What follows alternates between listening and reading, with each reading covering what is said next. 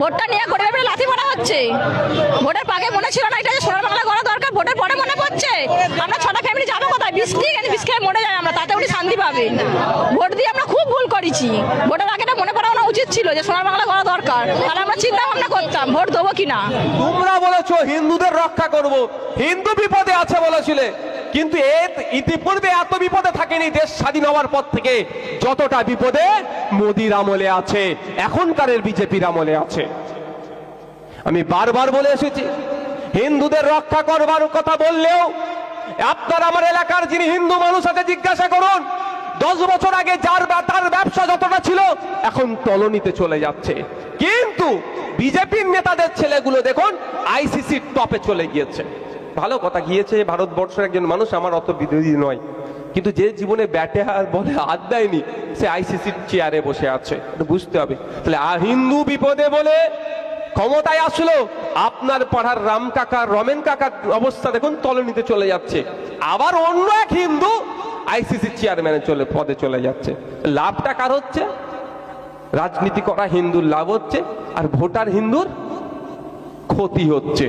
তাই আপনাদের বলবো, ঠিকই যেভাবে শুভেন্দু অধিকারীরা অর্থাৎ বিজেপি ক্ষমতায় আসার জন্য হিন্দু হিন্দু ভাই ভাই করলেও এই আবাদ এলাকার মানুষজনের ট্রিটমেন্ট নিতে হলে এখান থেকে অন্তত 50 কিলোমিটার দূর কলকাতা গিয়ে ট্রিটমেন্ট নিতে হচ্ছে, তার বেলায় আওয়াজ তুলছে না যে আবাদ এলাকাতে একটা বড় হসপিটাল হোক। শুধুমাত্র হিন্দু হিন্দু ভাই ভাই বলছে না ভোটের জন্য। ঠিক একই ভাবে তৃণমূল কংগ্রেস মুসলমানদের ভোট দেওয়ার জন্য বিজেপির বিরুদ্ধে লড়াই করব, এটা তারা মিথ্যে প্রতিশ্রুতি দিচ্ছে। হিন্দু মুসলমানের লড়াই লাগিয়ে দেবে কে? আর আপনার এলাকার হিন্দু মুসলমানের মধ্যে লড়াই না লাগাতে পারলে হিন্দু মুসলমান মিলে আওয়াজ তুলবে যে আমাদের এই শহর থেকে এত দূরে আমাদের গ্রাম, এখানকার মানুষকে 50-60 কিলোমিটার দূরে গিয়ে কেন চিকিৎসা পরিষেবা নিতে হয়? এই এলাকায় একটা উন্নত মানের স্কুল নাই কেন? স্বাস্থ্য কেন্দ্রগুলো দুরবস্থা কেন? হিন্দু মুসলমান একসাথে আওয়াজ তুলবে, এই আওয়াজটা তুলতে দেওয়া যাবে না। সেই জন্য বিজেপির মতো দলকে এরা পুষে রেখেছে হিন্দু মুসলমানের মধ্যে বিভেদ লাগিয়ে দেওয়ার জন্য। বন্ধুগণ, সজাগ সতর্ক হতে হবে। কাগে কান নিয়ে চলে গেছে বলে কাগের দিকে তাকাবার দরকার নেই, কানের দিকে কানে হাত দিয়ে দেখুন আছে কি না নাই। আপনাকে বলছে, হিন্দুকে বোঝাচ্ছে মুসলমান তোর শত্রু, আরে মুসলমানকে বোঝাচ্ছে হিন্দু তোর শত্রু। আরে দীর্ঘদিন ধরে একসাথে আপনারা বসবাস করছেন হিন্দু মুসলমান নির্বিশেষে, বিপদে আপদে কলকাতার বাবুরা ছুটে আসে না আপনার পাশের বাড়ির সে হিন্দু হোক আর মুসলমান হোক তার বিপদে আপনারা ঝাঁপিয়ে পড়েন? এই বলুন, আপনারা কলকাতার বাবুরা আসে, শুভেন্দু অধিকারী আসবে, মমতা ব্যানার্জি আসবে, তার ভাইপো আসবে, এখানে কেউ বিপদে পড়লে সে হিন্দু বিপদে পড়লে মুসলমান ঝাঁপিয়ে পড়বে, মুসলমান বিপদে পড়লে এই এলাকার হিন্দু ঝাঁপিয়ে পড়বে। এইটাকে নষ্ট কেন করতে চাইছে ওরা? ভোটে একটা দল চাইছে ক্ষমতায় টিকে থাকবো, আর একটা দল চাইছে কিভাবে আমরা ক্ষমতায় আসব। তো ক্ষমতায় টিকে থাকার জন্য বা ক্ষমতায় আসার জন্য বলি কাদেরকে দিচ্ছে? হিন্দু মুসলমানকে। তাই হিন্দু মুসলমানের কাজ হবে যারা আপনাদেরকে বলি বানানোর চেষ্টা করছে সেই তৃণমূল বিজেপিকে জবাব দেওয়া, সেই তৃণমূল বিজেপিকে এক বাক্যে আওয়াজ তোলা যে তোমরা সেন্ট্রালে আছো, তোমরা একটা এমস এনে দেখাও তো দেখি, সেন্ট্রাল থেকে একটা হেলথ ডিপার্টমেন্টের মাধ্যমে এখানে একটা বড় হসপিটাল বানিয়ে দাও তো দেখি। রাজ্য সরকার তো পাচ্ছে না, তারপরে তুমি আমার কাছে ভোট চাইতে আসবে? উত্তর তারা দিতে পারবে না। তোমরা বলবে কেন্দ্রীয় বিশ্ববিদ্যালয় কেন এখন ওয়েস্ট বেঙ্গল আসলো না? দেখবেন উত্তর দিতে পারবে না, পালাবে। আর এই প্রশ্নগুলো আপনাকে আমাকে করতে হবে। আমি যত প্রশ্ন করা ছেড়ে দিচ্ছি, ওরা যা বোঝাচ্ছে আমরা তাই বুঝে যাচ্ছি। কে বলছে হিন্দু বিপদে আছে, কে বলছে মুসলমান বিপদে আছে। ঘোড়ার ডিম, মানুষ বিপদে আছে। আর আপনি যদি বলেন আপনি মুসলমান আপনি বিপদে আছেন, আর উনি যদি বলে আমি হিন্দু আমি বিপদে আছি, দু বেটাই গাড্ডায় পড়বে। আর আপনারা দুজনে যদি বলেন যে আমরা মানুষ বিপদে আছি, তাহলে সত্যিকারের বলছি আপনাদের যে এই সমস্ত ফ্যাসিলিটিস গুলো আপনাদের পাওয়ার দরকার আপনারা পাচ্ছেন না, সেগুলো আপনাদের দ্বারে এসে পৌঁছে যাবে। শুধু ইউনিটি হওয়ার দরকার, ঐক্যবদ্ধ হওয়ার দরকার। আর এই ইউনিটি ঐক্যবদ্ধ না হতে পারেন, তার জন্য মাঝে মধ্যে দেখবেন হিন্দু মুসলমানের মধ্যে বিভাজন ঘটুক, এই ধরনের মন্তব্য, এই ধরনের কথাবার্তা আমাদের সমাজে বিজেপিকে দিয়ে প্রচার করাচ্ছে। কিন্তু এই কথাগুলো যে কথাতে হিন্দু মুসলমানের মধ্যে ঐক্য বিনষ্ট হবে, দাঙ্গা হতে পারে, যারা এই কথা বলছে তাদের কোন জায়গায় রাখা দরকার ভাই? জেলের মধ্যে। সেটা কি রাখছে?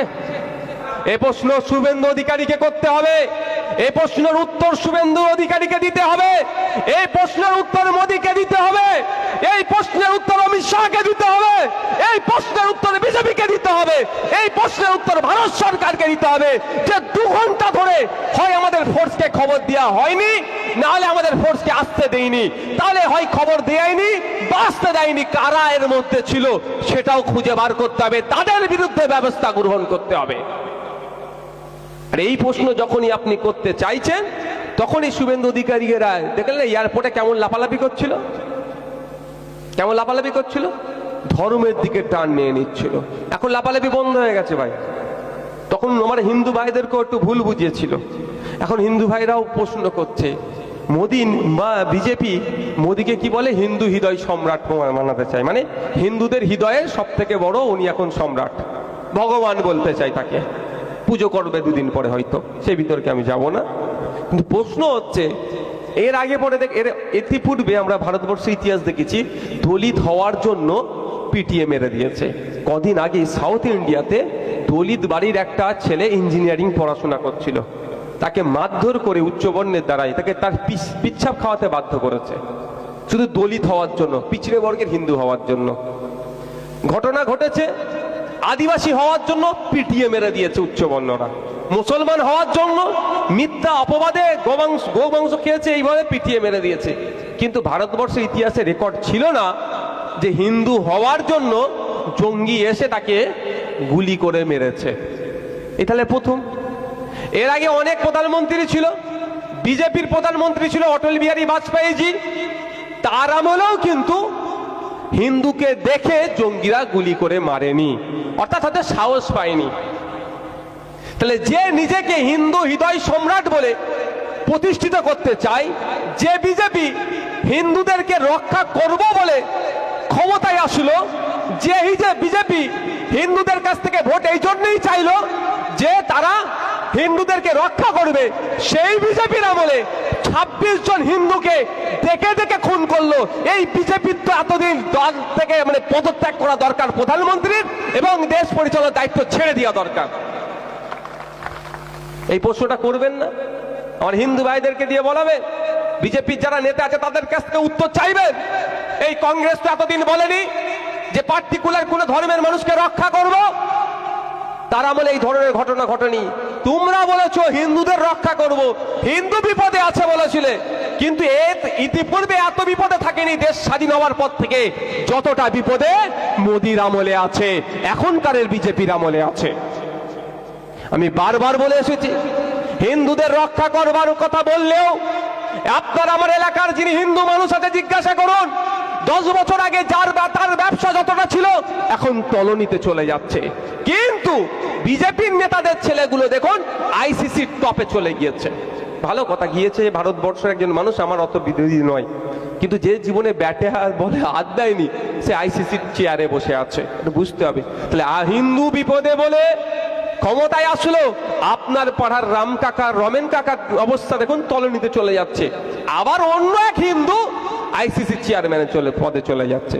লাভটা কার হচ্ছে? রাজনীতি করা হিন্দুর লাভ হচ্ছে, আর ভোটার হিন্দুর ক্ষতি হচ্ছে। 2011 সালে দিদিমণি আপনাকে আমাকে ভুল বুঝিয়েছিল, কি বলেছিল? যে ক্ষমতায় নিয়ে আসো, মুসলমান বিপদে আছে, মুসলমানের শিক্ষা, স্বাস্থ্য, কর্মসংস্থান, সাচার কমিটির যে সুপারিশ, ওয়াকাফ যে সম্পত্তি বিহাত হয়েছে সব উদ্ধার করে দেবো, বলেনি ভাই? এখন কি দেখছেন? উদ্ধার হয়েছে? আপনার এলাকার মুসলমান যারা আছেন এখানে বুকে হাত দিয়ে বলুন তো, 2011 সালে যে জায়গায় ছিলেন তার থেকে খারাপ জায়গায় না ভালো জায়গায় আছেন? বলেন।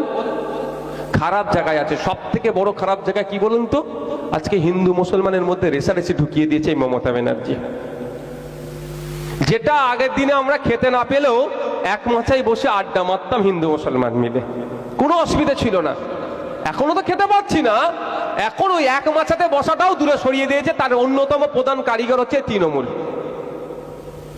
এই যেদিন থেকে মমতা ব্যানার্জি মাথায় ঘুমটা দিয়ে ইফতার করা শুরু করেছে, সেই দিন থেকে হিন্দু মুসলমানের মধ্যে লড়াই ঢুকিয়ে দিয়েছে।